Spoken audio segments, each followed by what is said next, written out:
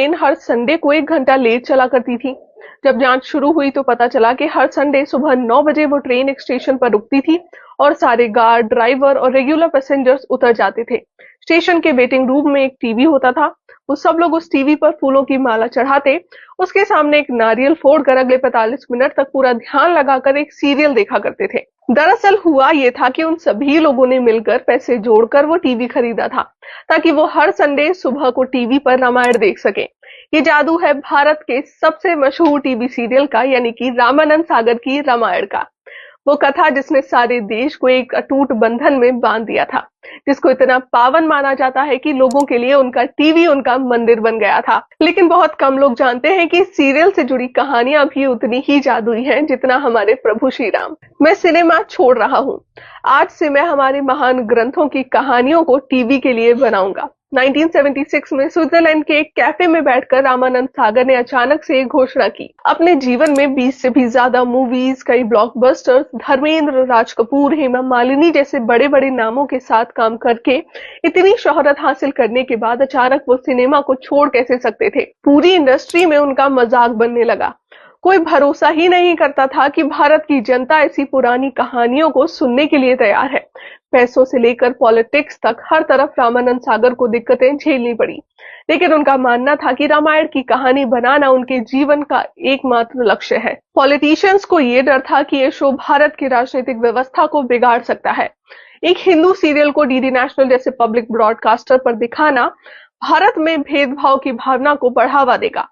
इस सब की वजह से रामानंद सागर को लगातार डिले और रिजेक्शन मिल रहे थे। वो महीनों तक मिनिस्टर्स के ऑफिस के चक्कर लगाते रहे। उनके शूट किए हुए 4 एपिसोड्स को घटाकर 1 कर दिया गया। उनसे ये तक कहा गया कि उन्हें डायलॉग लिखने नहीं आते। लेकिन फिर एक चमत्कार हुआ।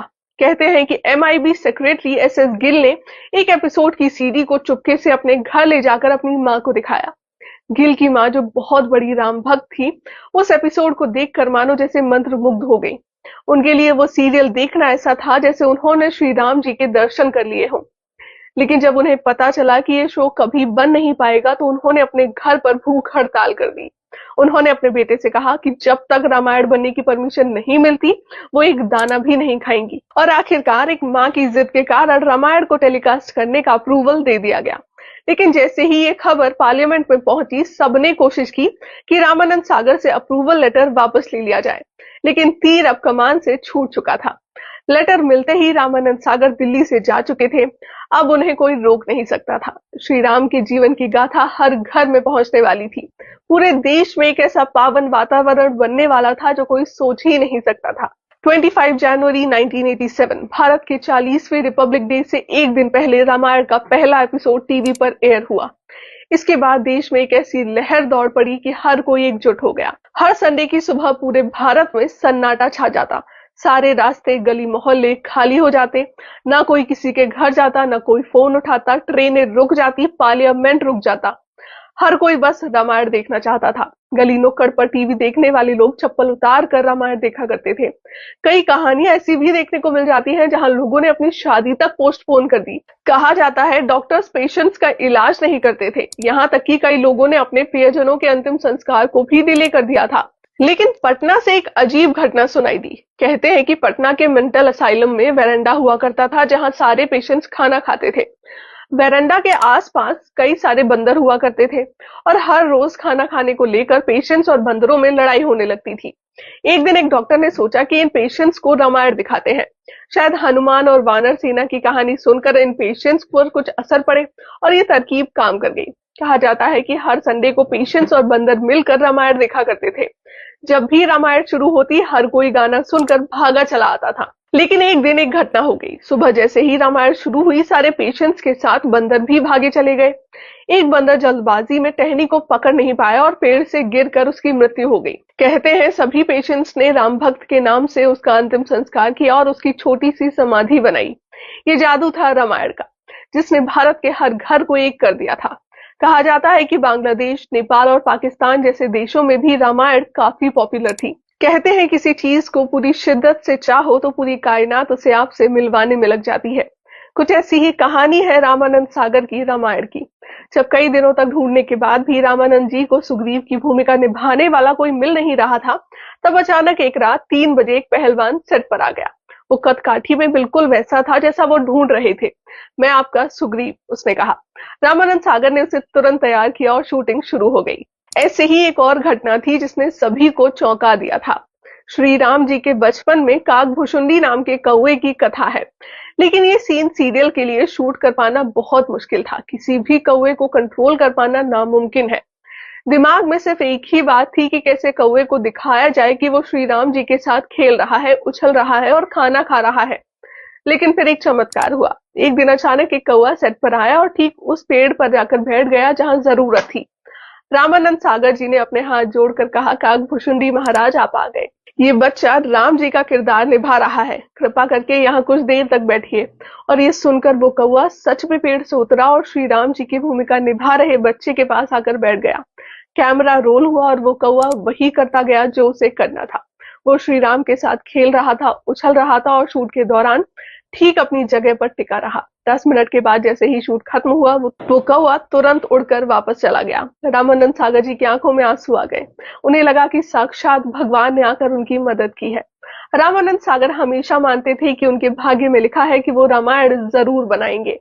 इसीलिए रामानंद सागर के रास्ते में जो भी रुकावटें आती थी, वो अपनी सच्ची श्रद्धा और धैर्य के भरोसे इंतजार करते।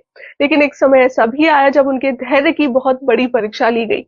इस कहानी को समझने के लिए हमें रामायण का अंत समझना होगा। माना जाता है कि दुनिया भर में रामायण के करीब 300 अलग अलग वर्जन हैं, लेकिन वाल्मीकि रामायण को खास मान्यता दी जाती है। वाल्मीकि रामायण के उत्तरकांड में श्री राम जब अयोध्या लौट आते हैं और उनका राज्याभिषेक किया जाता है, उसके बाद की कथा है। लेकिन इस कथा को लेकर एक गहरा विवाद छिड़ा हुआ है। कई लोग उत्तरकांड को सही नहीं मानते। उनका मानना है कि उत्तरकांड को ऋषि वाल्मीकि ने नहीं लिखा और उसके बाद में जोड़ा गया है। रामानंद सागर का भी यही मानना था।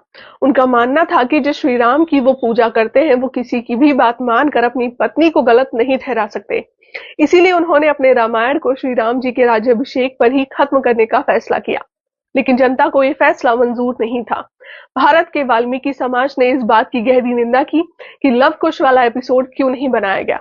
धीरे धीरे लोगों का आक्रोश बढ़ने लगा। मंत्रियों के फोन आने लगे। रामानंद सागर पर पॉलिटिकल प्रेशर बनाया गया। हर बार की तरह रामानंद सागर भी अपने फैसले पर अड़े रहे, लेकिन इस बार लोगों का गुस्सा सारी हदें पार कर चुका था।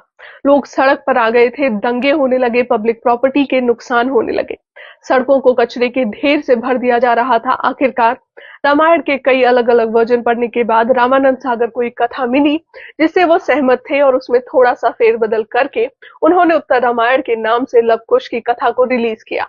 कहते हैं रामानंद सागर पर कई सारे कोर्ट केस किए गए।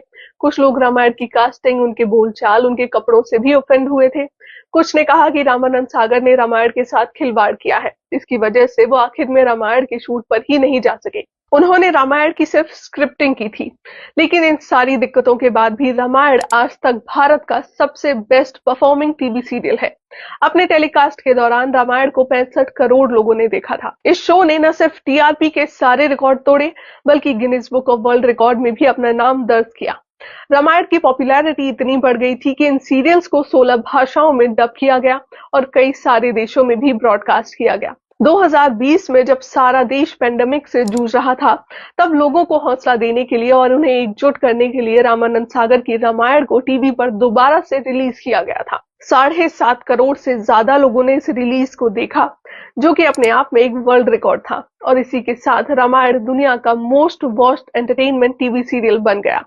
आपकी रामायण से जुड़ी क्या यादें हैं, कमेंट करके जरूर बताएं। जय श्री राम।